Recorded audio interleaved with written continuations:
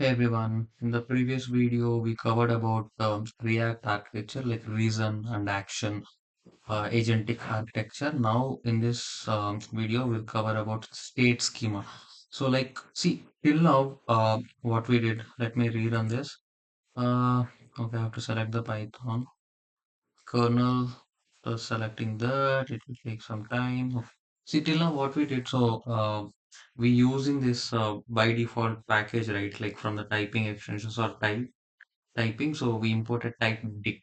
So what it indicates whenever you created any class, you can assign some variables. It's nothing but a dictionary, like keys you can mention here in the classes with the help of this TypedDict. This is what we did till now. So, but there are many other techniques are available. So, one is like till now we use all these things. Let's say in the previous examples also we use this typing imported the literal so that whenever user giving any input, right, it should be happy or sad. It can't be any other thing. So these are the two only options. In that way, we did. Let's execute. But what we are trying to do now in this video is like there are many other techniques. Like data class is one more technique, and after that, Pydantic is there. Pydantic, what it will do, it will validate also. There is some field validator and validation error and all these techniques, all these methods are available from Pydantic. In that way, we can make our logic more robust and we can do all the configurations and all those stuff. That's the advantage of this uh, Pydantic. So these things we'll try to cover in this tutorial. So till now what we done, we using this typing and we imported that, we done like this. Now we use another variations. Okay, so this is normal like random and IPython is to just to display the mermaid graph. So like what we did to display that LangGraph you already know. From that we have to import the state graph start and end so that you can create that entire node.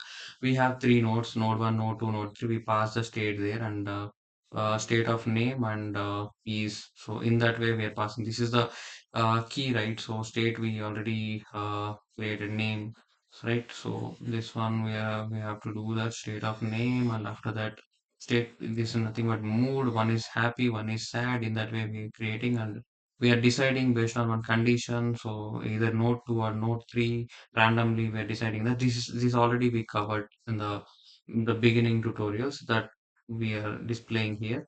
We got like this, but here our state is a dictionary, so that's why we simply invoke the graph with a dictionary. So we're passing like this graph dot invoke and name is this in that way. So we can see sometimes it's a node 1, node 2, sometimes it's a condition we given, right? So a random condition. So sometimes okay, this person is always happy, that's why mood is happy. Now see, the person is changed. So now it's node 1, node 3, and mood is sad. Because we given some um, random condition, right? That's why it was executing like this. Okay, either this or that randomly it was generated. We done this part. Now the interesting part is this. So instead of typing, we can there is one more thing which is data classes. From that we can import data class at the rate annotation data class. We can declare the class. We can create the literal like happy or sad. Okay, then we instead of this state that this is not a this is a change here. So earlier you can see we given like state of name because it's a dictionary, but this is a class object, right? That's why we're using this dot now. So in this state dot name is there is one variation, right? In the same way, this is one of the variation. Rest everything is same, but the way we are calling the method or doing the things in the logic might change.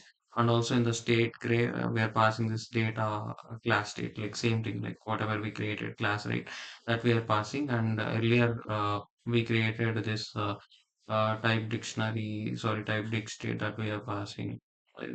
Type dictate that one, right? So same way. So same thing. Only thing variation is like instead of state of name, we were using the state dot name. That's the advantage of this data class.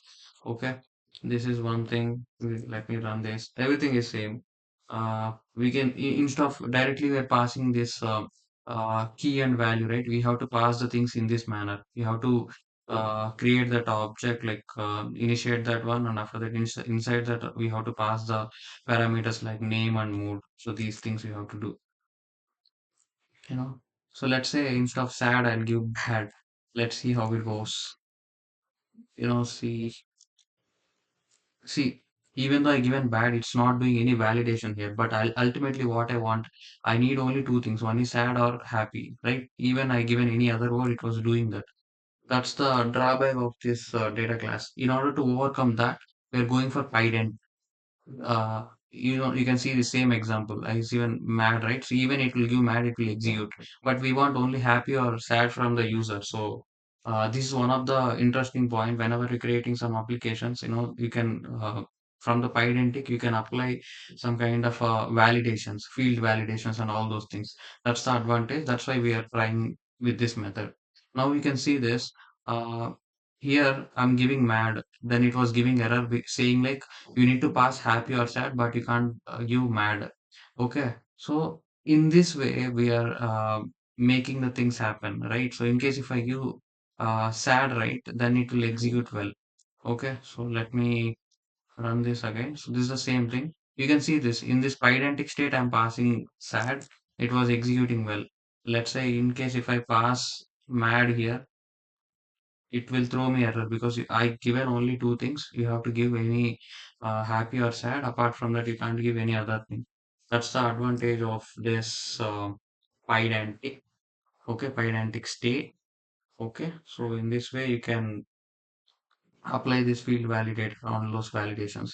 I hope you got some clarity. So what we are trying to achieve in this tutorial is like apart from typing, there is so many other techniques are there. One is like so Pydantic. Another one is this data class. But if you use Pydantic, you can apply all the field validations and the field level validations and all those things.